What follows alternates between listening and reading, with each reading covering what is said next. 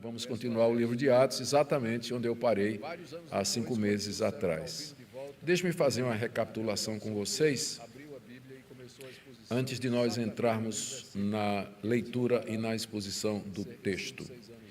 Após a ressurreição do Senhor Jesus, conforme Lucas nos narra nos capítulos iniciais do livro de Atos, o Senhor Jesus apareceu aos seus discípulos e ordenou que eles ficassem em Jerusalém, aguardando a promessa do Espírito Santo. E eles receberiam o poder necessário para serem testemunhas da ressurreição de Jesus em todo o mundo. E, de fato, o Espírito Santo veio sobre eles, é o capítulo 2 de Atos.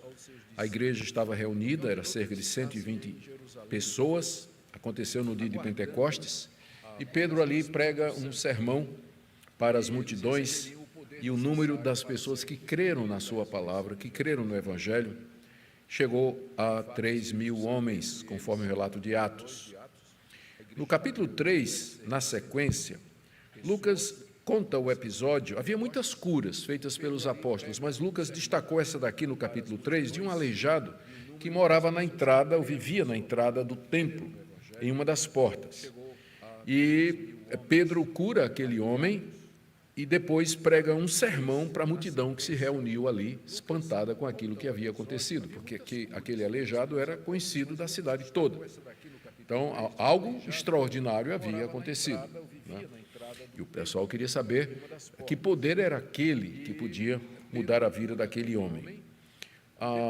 Pedro anuncia a ressurreição de Cristo, diz que é em nome de Jesus que aquela pessoa está curada ali, e o número de crentes agora passa de 5.000. A igreja vem crescendo de uma forma assombrosa ali. No capítulo 4, nós lemos de que os líderes judeus eles ficaram revoltados, enciumados, com o fato de que os apóstolos estavam causando um tumulto em Jerusalém e multidões estavam vindo ouvir o que eles estavam ensinando, e não eram poucos os que estavam se convertendo àquela fé. Então, eles mandam prender Pedro e João, e no dia seguinte, Pedro é convocado para se explicar diante do Sinédrio. Ele prega em nome de Jesus, afirma que Jesus está vivo, o mesmo Jesus que eles haviam matado poucos dias antes, e que era no nome dele e no poder de Jesus que aquele homem estava ali curado em frente deles.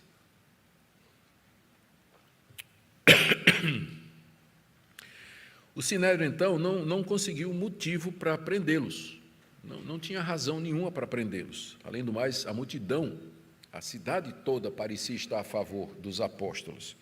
Então, eles resolvem ameaçar os apóstolos, soltá-los e avisar que eles não mais pregassem no nome de Jesus, no que, naturalmente, os apóstolos desobedeceram.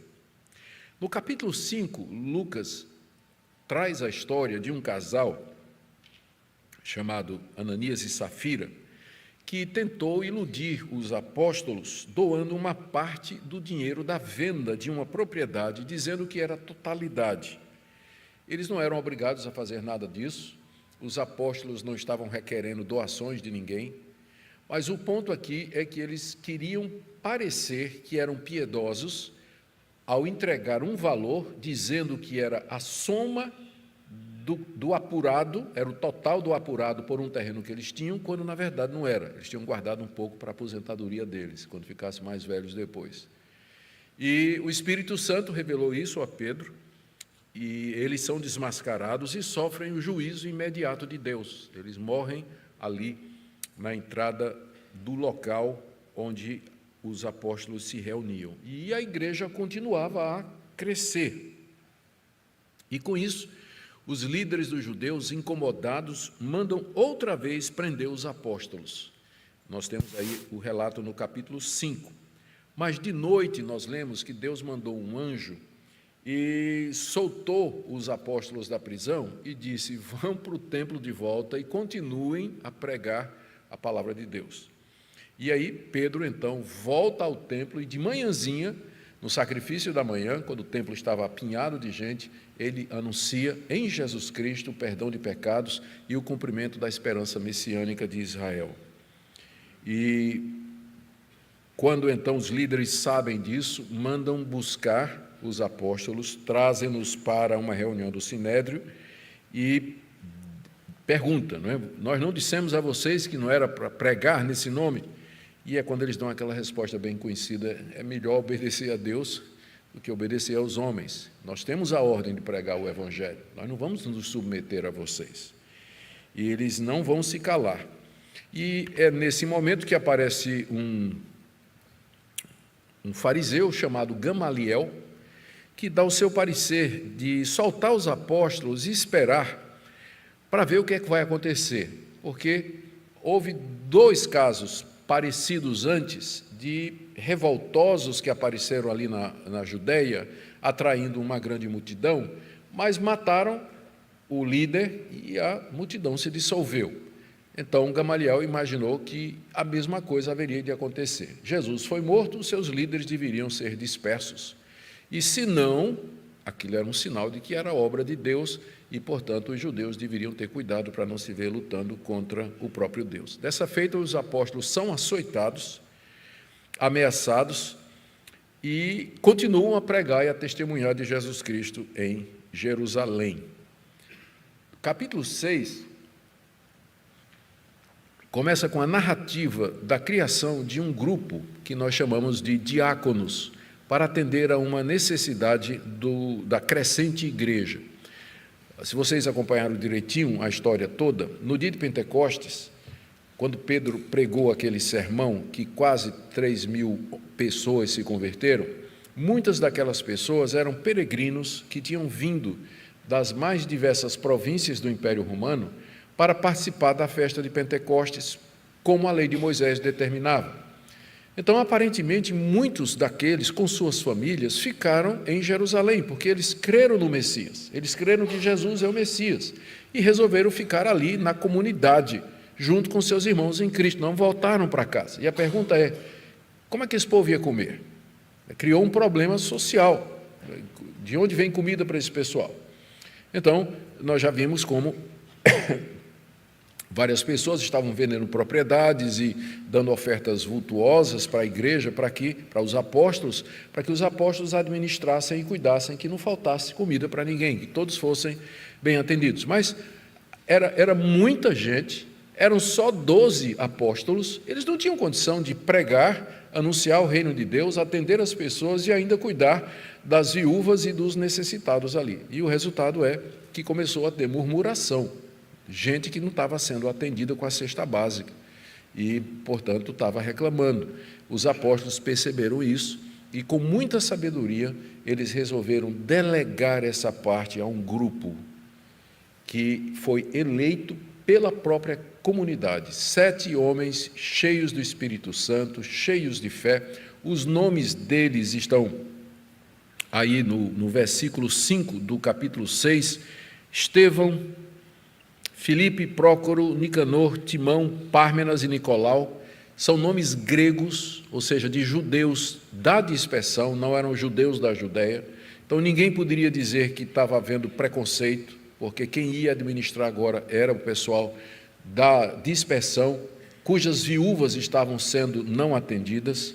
E essas pessoas então foram apresentadas aos apóstolos, que impuseram as mãos sobre eles e os consagraram para cuidar daquele importante negócio. Então, é aqui que tem o surgimento na igreja desse grupo que é dedicado à obra social da igreja, a cuidar dos pobres, dos doentes, dos necessitados da igreja, para que os pastores, para que os presbíteros, os líderes se ocupem de fazer o seu trabalho, que é a supervisão espiritual, pregação da palavra de Deus, aconselhamento, visitação, socorro aos aflitos, resolução de problema, pacificação do rebanho, enfim, todas estas coisas para as quais os presbíteros e pastores são chamados. E nós terminamos com essa descrição da eleição desses 7, não é, que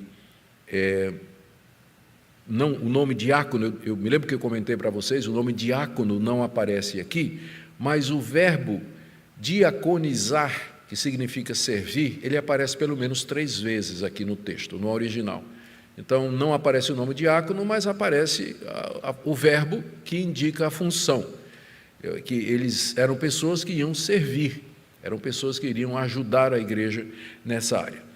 Quando Lucas narra ou registra o nome daqueles que foram eleitos, ele destaca o primeiro, está no capítulo 6, verso 5. Parecer agradou a todos, então elegeram Estevão, homem cheio de fé e do Espírito Santo.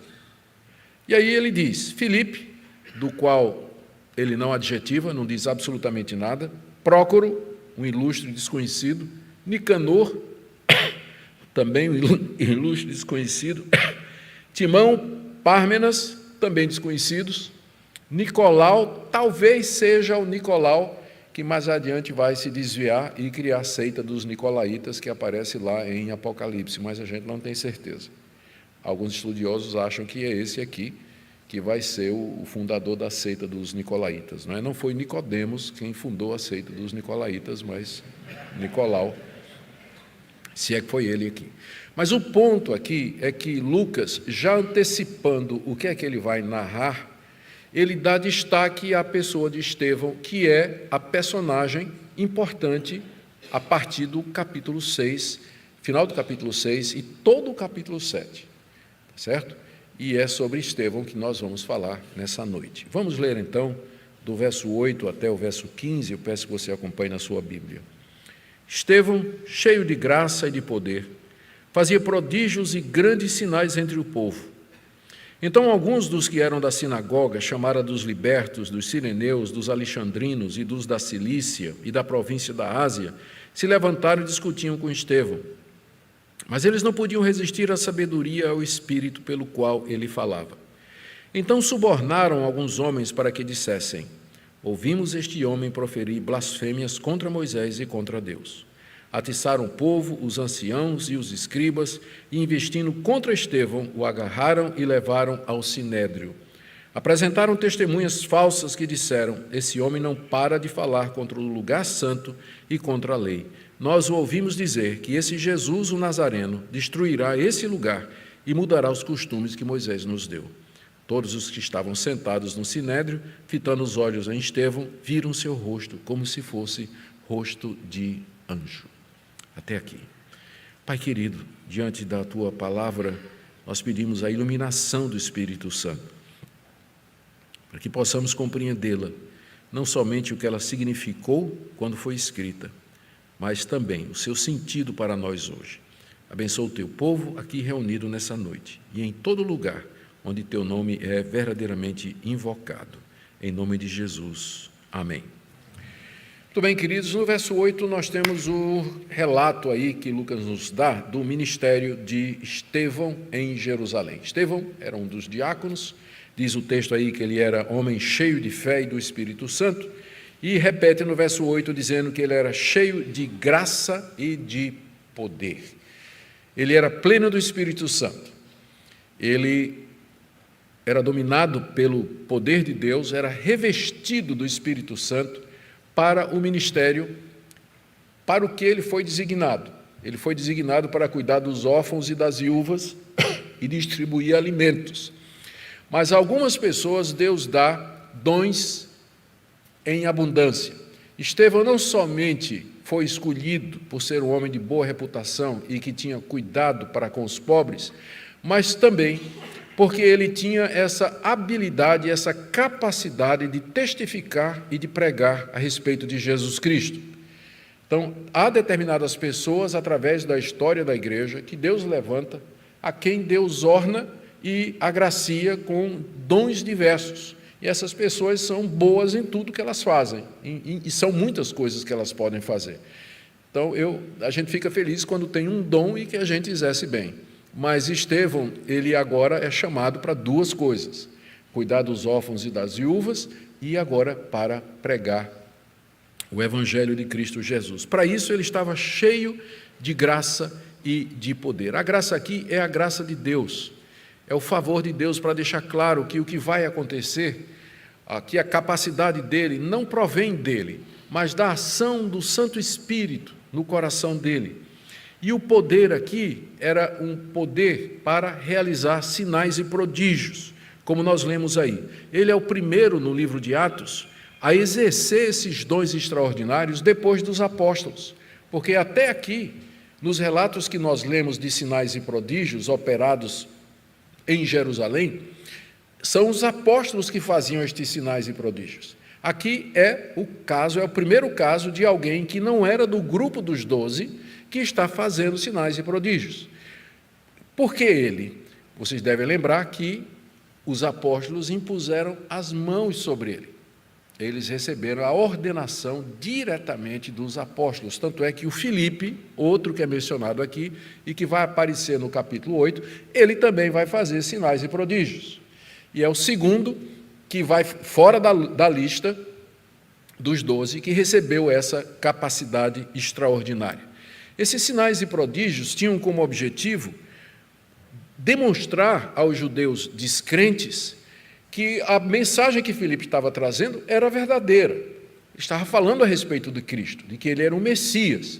E os sinais e prodígios, a cura de aleijados, de cegos, leprosos, expulsão de demônios, tudo aquilo apontava não para Estevão, mas apontava para aquele que Estevão pregava, para deixar claro que vinha de Deus aquela mensagem que ele estava pregando. Ele não era um falso profeta, mas ele estava anunciando a verdade de Deus. A prova é que Deus deu a ele os mesmos sinais que deu a Jesus e que deu a Moisés e que deu a Elias, esses grandes homens que Deus levantou através da história, que foram capazes de fazer coisas extraordinárias, porque eles eram portadores da revelação, estavam trazendo a palavra de Deus. Então, Estevão está lá, no meio do povo, pregando e fazendo sinais e prodígios, milagres, coisas extraordinárias. Quando ele diz aqui que Estevão fazia prodígios e grandes sinais entre o povo, a palavra povo, no original, laos, é a palavra que geralmente é usada para se referir ao povo judeu. É o povo judeu. Esses sinais e essa pregação era voltada para os judeus e tinha como objetivo convencê-los de que Jesus, de fato, era o Messias que eles esperavam. Não é?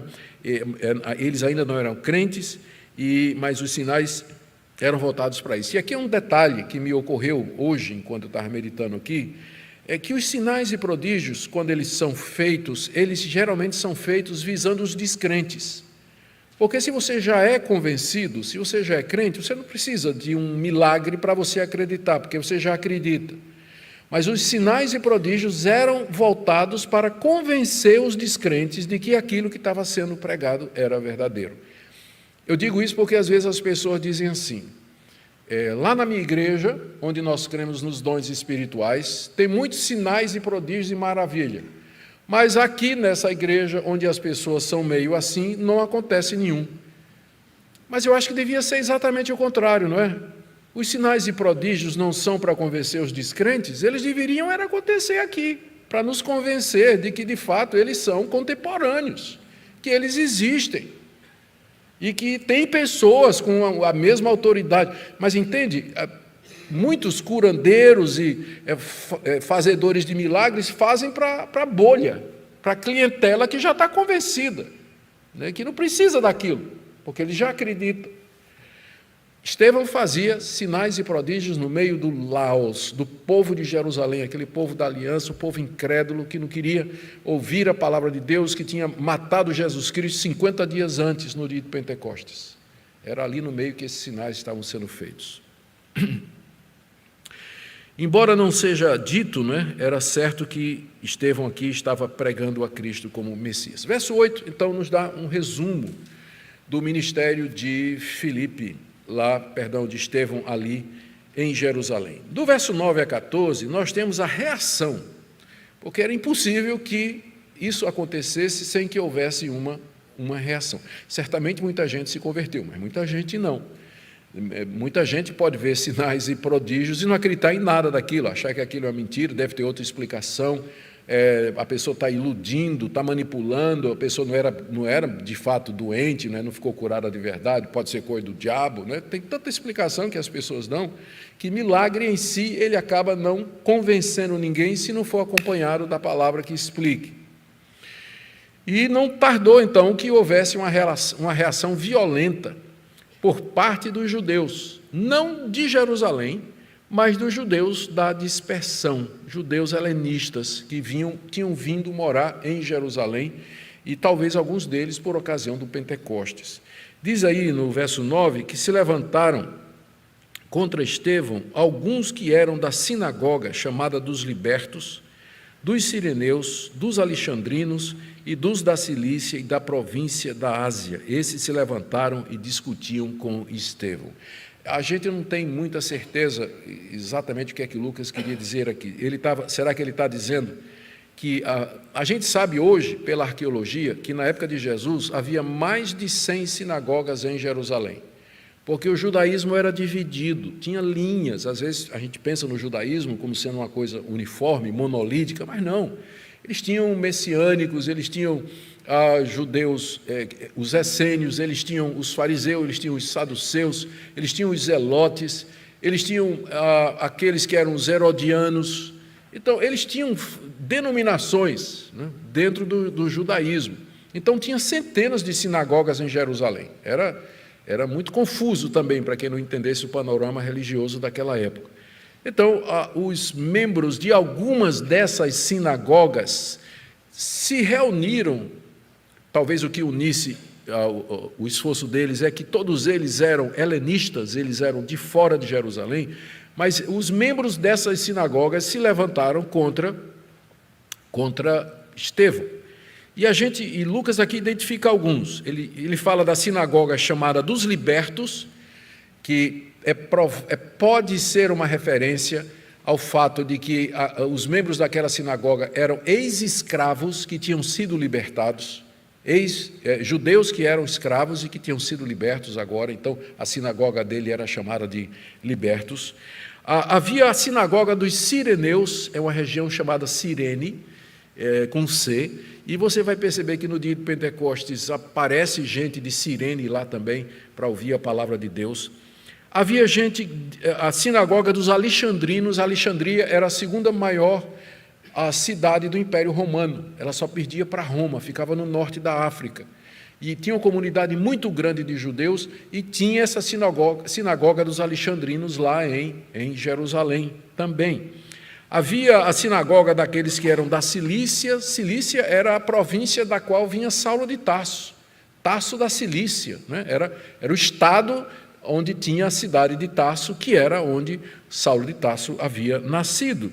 E da província da Ásia Menor, que é uma grande província, que pegava Éfeso, Colossos, toda aquela região. Então, eles tinham também uma sinagoga em Jerusalém. Então, eles se juntaram quando viram a pregação de Estevão, e eles, então, se opuseram a Estevão, começaram a discutir com Estevão. E a razão, os pontos de discussão e de discórdia, não é difícil a gente imaginar. Primeiro, Estevão pregava que Jesus era o Cristo. Eles não acreditavam que Jesus era o Cristo. Como é que Jesus podia ser o Cristo e morreu pendurado numa cruz, se as nossas autoridades não o reconheceram? Se Pôncio Pilatos entregou para ser morto, se ele morreu daquela forma que a lei diz que é maldição, maldito todo aquele que for pendurado no madeiro. Então, como é que ele pode ser o Messias? Ele não é o Messias, vocês estão enganando o povo. Você está enganando o povo, Estevão. Então, a discussão era em torno de que Jesus era o Messias. Também a gente vai perceber mais adiante, a discussão era a seguinte: Estevão havia percebido que a morte e a ressurreição de Cristo traziam impacto para o templo, os rituais do templo e todo o ministério levítico.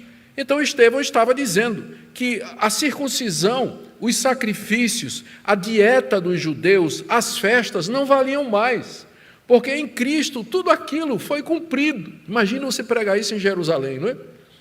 Cheio de sinagogas, judeus de fora e de dentro, e ele está dizendo: olha, isso tudo aqui acabou, a religião de vocês caducou, porque ela apontava para Jesus o tempo todo, e Jesus já veio, já cumpriu tudo. As leis cerimoniais foram cumpridas e elas não valem mais nada. Era essa, provavelmente, a razão para a contenção dos judeus com Estevão, porque Antes de Paulo, parece que Estevão foi o primeiro a perceber as implicações da morte e da ressurreição de Jesus Cristo. Porque os próprios apóstolos, eles ficaram em Jerusalém. E eles continuaram como judeus praticantes. Boa parte dos judeus lá de Jerusalém, que creram em Jesus, eles continuaram indo ao templo, circuncidando os filhos, guardando a dieta religiosa. Lembra que quando Pedro é chamado para pregar o evangelho a Cornélio, e quando Deus manda pelo Espírito Santo aquela visão do lençol, para convencer Pedro, Pedro disse: eu nunca entrei na casa de um gentio, não vai ser agora que eu vou entrar. Foi preciso Deus convencer. Você vê que Pedro, depois de convertido, ainda permanecia muito judeu. Mas Estevão, ele entendeu, antes de Paulo, Paulo é quem melhor entendeu, mas antes de Paulo, Estevão já tinha percebido que a morte de Cristo e a sua ressurreição significava o fim do judaísmo, o fim da religião do Antigo Testamento. E ele não estava falando mal, ele estava falando do cumprimento, que finalmente aquilo para o qual todas aquelas cerimônias apontavam havia acontecido. O texto diz aí que os opositores de Estevão não conseguiram contradizer, humilhar, vencer Estevão no debate público. Verso 10, eles não podiam resistir à sabedoria e ao espírito com que ele falava. Porque Estevão respondia, explicava, provava com sabedoria. E ele estava cheio do Espírito Santo. A plenitude do Espírito Santo aqui não era para fazer milagres, mas para dar coragem a ele, para testificar sem temer a morte, inteligência para explicar a Escritura, sabedoria para responder às acusações, de tal maneira que os helenistas não conseguiam pegar Estevão, ou vencê-lo num debate público, humilhá-lo, deixá-lo sem resposta diante do público. Não conseguiam, porque pelo Espírito Santo, pelo poder do Espírito Santo, Estevão respondia a todos os questionamentos. Quando eles perceberam que não iam vencer no debate, eles então apelaram para outros meios para calar Estevão. Lemos aí no verso 11, então subornaram alguns homens para que dissessem: ouvimos esse homem proferir blasfêmias contra Moisés e contra Deus. Eles subornaram, compraram homens ímpios, porque ali eles eram judeus, né? Essas falsas testemunhas eram judeus. E a lei de Moisés dizia: não darás falso testemunho contra o teu próximo. Mas mesmo assim eles acharam 2 judeus, ou mais, 2 ou 3 judeus, a lei de Moisés exigia 2 ou 3, para dizer que Estevão estava blasfemando contra Deus e contra Moisés. Ora, Estevão não estava blasfemando contra Deus. Blasfêmia era um pecado punido com a morte no Antigo Testamento. Blasfêmia contra Deus era punido com a morte. Estevão não blasfemar significa falar mal. É isso que a palavra significa. Estevão não estava falando mal de Deus, estava dizendo que Deus havia cumprido aquilo que ele prometeu na pessoa de Jesus Cristo, e que, portanto, uma nova era havia começado do Evangelho, e que aquelas leis, aqueles cerimoniais, tudo aquilo havia passado. Ele não estava falando mal de Deus, falando bem, dizendo que Deus cumpriu suas promessas, e de Moisés muito menos. Não estava falando mal de Moisés, estava dizendo que tudo aquilo que Moisés profetizou, escreveu e antecipou encontra o seu significado na pessoa de Jesus Cristo.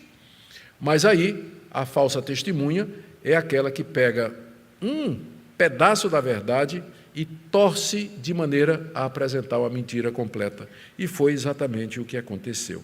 E quando os judeus ouviram isso, que aqueles homens estavam dizendo: olha, Estevão está falando mal de Deus e mal de Moisés, aí foi um tumulto em Jerusalém. Ali foi um tumulto em Jerusalém. O pessoal se alvoroçou, diz aí o texto, no verso 12, que eles atiçaram o povo. Tipo assim: esse homem merece morrer, esse homem está atacando a nossa religião, esse homem não fala da parte de Deus, ele está insultando Deus. Atiçaram o povo, os anciãos, que eram os presbíteros, aqueles que governavam espiritualmente o povo, e os escribas, que eram as autoridades versadas na lei de tanto copiar os rolos da lei, eles conheciam a lei e eram considerados como mestres, e é deles que vêm os rabinos futuramente. Então, o povo, os anciãos e os escribas ficaram horrorizados com aquilo que as testemunhas estavam dizendo e agarraram Estevão e levaram Estevão para o Sinédrio. O Sinédrio era a maior instituição entre os judeus, era composto de 72 anciãos, mais o sumo sacerdote, se dividia entre fariseus e saduceus e decidiam matérias religiosas e civis. E era diante deles, então, que Estevão deveria comparecer, porque ele estava sendo acusado de um pecado digno de morte, que era a blasfêmia contra Deus. Aqui do verso 13 a 15, nós lemos Estevão diante do Sinédrio. Começa com o relato das acusações feitas pelas testemunhas, 2 versículos, 13 e 14. Apresentaram testemunhas falsas, os helenistas, não é? Apresentaram testemunhas falsas que disseram: esse homem não para de falar contra o lugar santo e contra a lei. Nós o ouvimos dizer que esse Jesus, o Nazareno, destruirá esse lugar e mudará os costumes que Moisés nos deu. As acusações, então, contra Estevão eram essas aqui, olha. Primeiro, falar contra o templo. O templo era algo precioso para o judeu, era a expressão da presença de Deus. Havia sido reconstruído por Herodes no ano 6, a obra tinha terminado no ano 6 a.C., e era mais suntuoso do que da época de Salomão. Agora, quando a gente teve essa viagem em Jerusalém, tive lá pela primeira vez, não tivemos a oportunidade de ver o templo, né? Até porque tem uma mesquita muçulmana construída em cima dele, mas a muralha, nós andamos pelas ruas de Jerusalém, é um negócio impressionante, impressionante. E você olha assim e diz: meu Deus. Agora eu entendo porque Jesus disse, né, o que os discípulos disseram: vede que pedras, né, que coisa bela, que construções maravilhosas. De fato, o templo de Herodes, que era o templo que estava em pé nessa época, era algo grandioso, e os judeus se orgulhavam disso, era o símbolo da presença de Deus. E agora Estevão está dizendo que vai ser destruído. Essa é a primeira acusação. Segundo, disseram que ele estava falando contra a lei de Moisés, o que incomodava especialmente os fariseus, que eram os guardiães da lei de Moisés. Eles disseram ainda que Estevão estava pregando que esse tal de Jesus ia destruir o templo e que Jesus ia mudar os costumes dados por Moisés. Essas foram as acusações. Agora, preste bem atenção, há um fundo de verdade nessas acusações contra Estevão. Porque, como eu disse, Estevão parece que foi o primeiro a perceber as implicações da morte e da ressurreição de Cristo para o judaísmo e suas instituições. Estevão percebeu que o templo, com seu culto, sacrifício e sacerdote, não valiam mais. Eles foram vencidos pela morte de Cristo. Sacrifício perfeito, completo, final, último. Não precisa mais sacrifício, não precisa mais sacerdote. Cristo é o nosso sacerdote. Não precisa mais todo aquele ritual que era feito lá no templo. Deus agora busca quem o sirva em espírito e em verdade. Quanto à lei de Moisés, suas cerimônias e rituais também passou. Que o templo seria destruído, foi o próprio Deus, foi o próprio Deus, através de Cristo, que disse isso. Estevão não tirou isso do bolso, né, da manga. Mas Jesus tinha dito aos discípulos: vocês estão vendo essas pedras aqui? Isso aqui vai ser destruído. E Estevão está repetindo só o que Jesus disse. E que Deus provou que era ele mesmo que tinha dito isso, porque no ano 70, depois de 4 anos de cerco, os romanos derrubaram as muralhas de Jerusalém, derrubaram e destruíram completamente o templo e mataram quase 500.000 de judeus que haviam se reunido ali. Uma catástrofe sem limites ali. Então, eram acusações falsas, mas não eram completamente sem fundamentos. Quando diz aqui, olha, que Jesus, o Nazareno, vai mudar os costumes que Moisés nos deu, ele tinha especialmente em mente 3 coisas que caracterizavam os judeus: a circuncisão, a dieta, ou seja, só pode comer comida, determinado tipo de animais, e as festas. As 3 festas e o sábado, e os sábados. Estevão estava dizendo que Jesus ia mudar todas estas coisas, como de fato mudou. Com a vinda de Cristo, nós não precisamos mais da circuncisão, nós temos o batismo. O próprio Jesus mandou que os seus discípulos batizassem quem cresce. Com a vida de Cristo, nós não temos mais as limitações para comer, não comer carne de porco, não comer determinada comida, né? Quem não gosta de um porquinho, né? Um leitãozinho assado? Maravilha, uma feijoada, maravilha. Graças a Deus pela liberdade, não quero ofender ninguém. Se eu souber que você se ofende, não me convide para comer na sua casa, então, por favor. Mas Estevão entendeu que passou, aquelas coisas eram sombra, as festas eram todas simbólicas, inclusive o sábado. Jesus ia mudar os costumes que Moisés havia deixado para Israel, era isso que ele ensinava. E nesse ponto as testemunhas tinham razão. Só que eles fizeram de um jeito que dava a impressão de que Estevão era zombador, era zombeteiro, era desrespeitoso, e não há nada desrespeitoso. Estevão está apenas dizendo aquilo que Moisés escreveu, aquilo que os profetas disseram, que nós encontramos no livro dos Salmos, aquilo que o próprio Jesus disse, encontrou cumprimento, e portanto uma nova era começa no relacionamento de Deus com o seu povo, a nova aliança está em vigor, estas coisas passaram. Aqui nós podemos dizer que Estevão é o pioneiro, né? Ele é o pioneiro da igreja entre os gentios. Depois vai aparecer o apóstolo Paulo. Nós lemos aí no verso 15, terminando, que todos os que estavam sentados no sinédrio, fitando os olhos em Estevão, primeiro eles escutaram os acusadores, né? Os acusadores dizendo, é isso, isso e isso. Aí eles olharam para Estevão para ver qual seria a reação de Estevão. E fitando os olhos em Estevão, viram seu rosto como se fosse rosto de anjo. Os comentadores não sabem direito o que é que isso quer dizer, mas eles fazem duas analogias. Aliás, eles acham que isso aqui é semelhante a dois episódios. Primeiro, quando Moisés desceu do Monte Sinai, depois de ter passado 40 dias e 40 noites na presença de Deus, trazendo as tábuas da lei, o rosto de Moisés brilhava, de forma que ele teve que usar um véu para que os israelitas não percebessem que aquele brilho estava passando, que era um sinal de que a glória da antiga aliança ia passar e que uma nova aliança haveria de chegar. Mas o rosto de Moisés brilhava. E o outro episódio é quando Jesus sobe ao Monte da Transfiguração, e o seu rosto e o seu corpo, então, foram transfigurados e eles brilhavam, e isso foi testemunhado pelos discípulos também.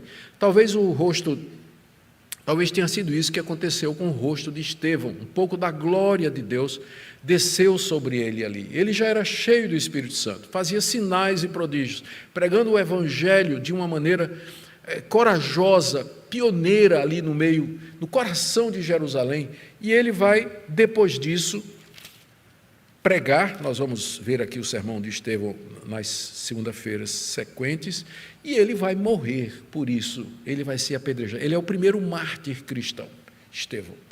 Ele vai morrer por conta disso. Talvez esses favores de Deus foram dados exatamente preparando para tudo isso que haveria de acontecer. Queridos, eu quero terminar com algumas aplicações práticas aqui. Primeiro, com relação aos dons espirituais. Depois de Pentecostes, o povo de Deus passa a ter dons e habilidades concedidas pelo Espírito Santo para o reino de Deus. No Antigo Testamento, a concessão de dons extraordinários, dons espirituais, era limitada a patriarcas, juízes, sacerdotes, profetas, mas a própria promessa de Pentecostes era de que o Espírito Santo viria sobre todos os discípulos de Jesus, e que todos eles haveriam de profetizar, ter sonhos, visões, e o que eu quero dizer é que os dons espirituais, eles foram dados por Deus à sua igreja, e que eles são para a edificação do corpo de Cristo e para a evangelização. Pessoalmente, eu não tenho certeza de que existem hoje homens como Estevão capazes de realizar estes sinais e prodígios que estão narrados aí. Se existem, eu não conheço nenhum. Não conheço nenhum. Estou dizendo que não há, eu estou dizendo que eu não conheço. Porque os sinais que são realizados, não somente por Estevão, mas por Filipe, os irmãos vão de convir. São coisas que não vão passar despercebidas da grande mídia. Não vai passar despercebida da grande mídia. Alguém noticiar a ressurreição de um morto, os irmãos acham que isso vai passar batido? Ou então pessoa que nasceu cega, comprovadamente, né, durante anos, que era conhecida, e de repente ficou curado. Um menino que nasceu, uma criança que nasceu com síndrome de Down, né, aquele defeito e tudo mais, e de repente se torna uma criança saudável. Vocês acham que isso passaria despercebido? Então, eu não estou dizendo que não há, eu estou dizendo que eu não conheço. Não quero me ver lutando contra o Espírito Santo, por isso eu sempre tomei essa posição. Se Deus quer fazer, Ele vai fazer. Né? Já orei no começo da minha vida cristã por uma série de dons espirituais, não vou dizer quais, orei por uma série de dons espirituais, e nunca Deus me deu nada disso. Minha vida cristã toda foi pela fé.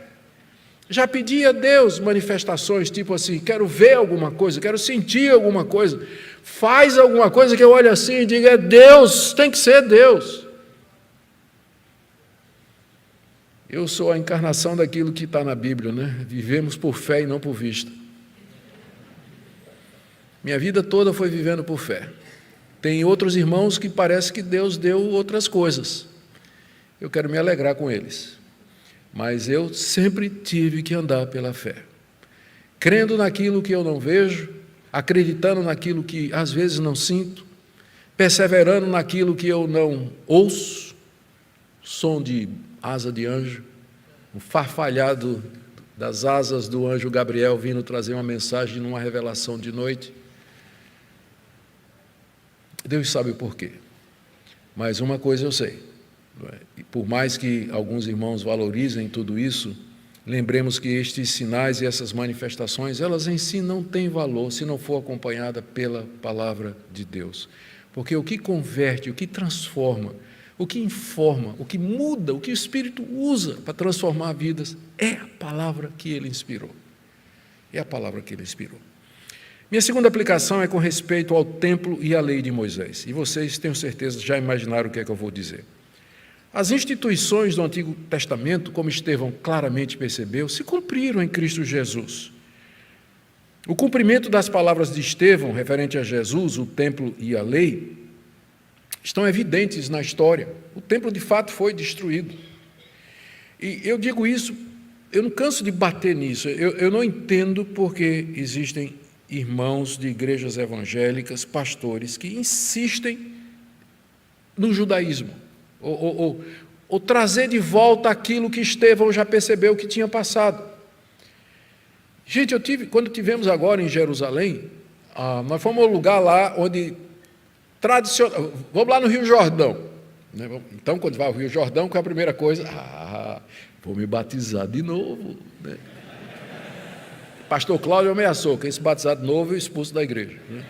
Ameaçou. Brincadeira. Mas nos levaram para um lugar, e eu perguntei, foi aqui que João Batista batizou Jesus? Não, que batizou mais lá em cima, lá no deserto da Judéia, é verdade. Né? Que João Batista estava pregando no deserto da Judéia, então o local é mais em cima, mais lá em cima. Mas eles já acharam um lugar prazível, bonito, fizeram uma escadinha, fizeram um negócio bonitinho para o pessoal que quisesse batizar no Rio Jordão. E quando a gente estava lá, né, tinha uma turma toda vestida de branco lá, se batizando no Rio Jordão, como se batizar no Rio Jordão tornasse o batismo dele mais válido ou mais aceitável diante de Deus. Eu creio que não. Quando a gente visitou Jerusalém, a quantidade de pessoas no Muro das Lamentações, raspando um pozinho do muro, e indo para os locais históricos da história de Jesus, como se aquilo trouxesse alguma coisa a mais, um plus. Eu quero dizer que a viagem é maravilhosa e foi muito bom para acrescentar conhecimento para mim. Se um dia vocês puderem ir, fica de olho que vai ter caravana aqui, né? Breve aqui na igreja, se Deus quiser, vamos fazer outra. Fica de olho aí. Mas não tem nada de santo em Israel. Não tem nada de santo lá. A gente viu uma coleção teve gente que pediu, eu confesso, foi gente, parente meu, disse assim, dá para trazer um frasco com água do Mar Morto? Aquele que você tentou boiar e se afundar, que aparece todo melado de lama e você não... Eu disse, tá, eu trouxe um frasquinho para a pessoa, né? Eu disse, se você se ungir com isso aí, eu digo ao seu pastor. Então, é impressionante, o pessoal vende essas coisas, virou comércio esse tipo de coisa. Gente, a simplicidade do Evangelho. Todas essas coisas do Antigo Testamento passaram, o Senhor Jesus aboliu, Estevão estava certo quando ele estava ensinando isso aqui, que mais tarde vai ser ensinado pelo apóstolo Paulo e outros também. Quanto ao poder do Evangelho, ele tanto converte multidões, como desperta o ódio e a perseguição. Irmãos, nunca esperemos que o mundo vá aceitar o Evangelho de Cristo sem ódio e sem perseguição. Você sempre vai ter aqueles que vão ser convencidos e vão crer, e você vai ter aqueles que vão odiar e vão perseguir até a morte, até fazer o que esses fizeram com Estevão, levantar falsa testemunha e pedir a morte dele diante do Sinédrio. Aquilo que Jesus tinha dito aos seus discípulos sobre serem perseguidos se cumpriu literalmente em Estevão. Falsamente acusado de pregar contra o templo e Moisés, 2 testemunhas ou várias testemunhas contra ele e assim por diante. Também eu queria dar uma palavrinha aqui com relação à reforma protestante, já que hoje nós comemoramos a reforma. Para os judeus, parecia que Estevão estava ensinando coisa nova, uma heresia, não é? Está ensinando novidade. Não. Estevão, na verdade, estava retornando às Escrituras. Ele estava dizendo o que é que Moisés tinha dito, ele está dizendo o que é que a lei dizia e que essas coisas encontraram o seu cumprimento. Foi a mesma coisa na Reforma Protestante. Lutero, Calvino, Zwinglio, os seus adversários disseram que eles estavam trazendo novidade. Nada. Eles estavam dizendo, eles apontavam para os pais da igreja e apontavam para as Escrituras e diziam: o que nós estamos ensinando é o antigo Evangelho. São as antigas doutrinas da graça, não estamos ensinando nada novo. Porque essa é uma das acusações que foram feitas aos reformadores e aos protestantes, né? São heréticos com inovações e assim. Não, nós só queremos o velho Evangelho, o caminho antigo, conforme está na Escritura. E, finalmente, queridos, quanto às eleições, a gente percebe aqui que, apesar de tudo que se poderia dizer do Sinédrio e dos acusadores, Estevão se submeteu ao julgamento. Ele não, em momento nenhum, ele se levantou, a gente vai ver isso aqui, não é? Ele fala, ele diz a verdade, mas ele se curva diante da autoridade que está diante dele, porque, como ele sabia, e todos os judeus sabiam, toda autoridade procede de Deus. E ele então ali se curva e ele vai à morte por aquela autoridade, sem protestar. Humilde como Jesus, que disse a Pilatos, Pilatos disse para ele: você não sabe que eu tenho autoridade para matar você? Qual foi a resposta de Jesus? Essa autoridade que você tem foi dada do alto. Você tem essa autoridade somente porque Deus lhe deu essa autoridade. Não quer dizer que você esteja certo, mas essa autoridade foi dada pelo alto.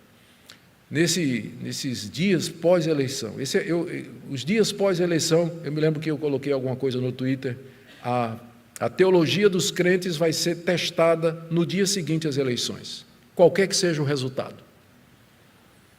É isso? Aí é que nós vamos ver a seriedade da teologia da igreja evangélica. Vamos aceitar? Humildes, sabendo que é a vontade de Deus, sabendo que Deus governa sobre tudo e todos, vai conseguir cumprir o que está escrito, 1 Timóteo capítulo 2, ore pelo governante, peça a Deus pelos governantes para que tenhamos uma vida tranquila e mansa, com toda piedade e respeito, ou vamos nos revoltar, como alguém me disse aqui, mandou um Twitter para mim, desaforado, dizendo: vontade de Deus ou vontade do povo? Um dilema que não existe na cabeça do calvinista. Não existe esse dilema na cabeça do calvinista, porque Deus é Senhor de todas as coisas. E é nisso que nós descansamos, é nisso que nós encontramos refúgio e esperança. Aqueles que tinham esperanças escatológicas e apocalípticas à esquerda ou à direita, depois do resultado das eleições, vão se ver. Como você vai se ver, meu irmão? Você vai estar desesperado. Mas nós não. Me lembro de ter postado também, que alguém me disse assim: você já está preparando um discurso de derrota da igreja depois da eleição. Eu disse: não, meu irmão, meu discurso está preparado há 3.500 anos, e li o Salmo 2 para ele. O Senhor reina, o meu rei está sobre o seu santo monte Sião, que todos os reinos da terra o beijem, porque a ira dele vai se acender, meu rei já está no trono. Ontem a gente escolheu um governante terreno, mas o Rei dos Reis já está sentado no trono e ficará eternamente. Amém? Coragem, irmãos, consolo, oremos pelas autoridades, vamos em frente, a igreja continua, as portas do inferno não vão prevalecer contra ela. Nisso Estevão acreditava e eu acredito também, e espero que você também. Amém?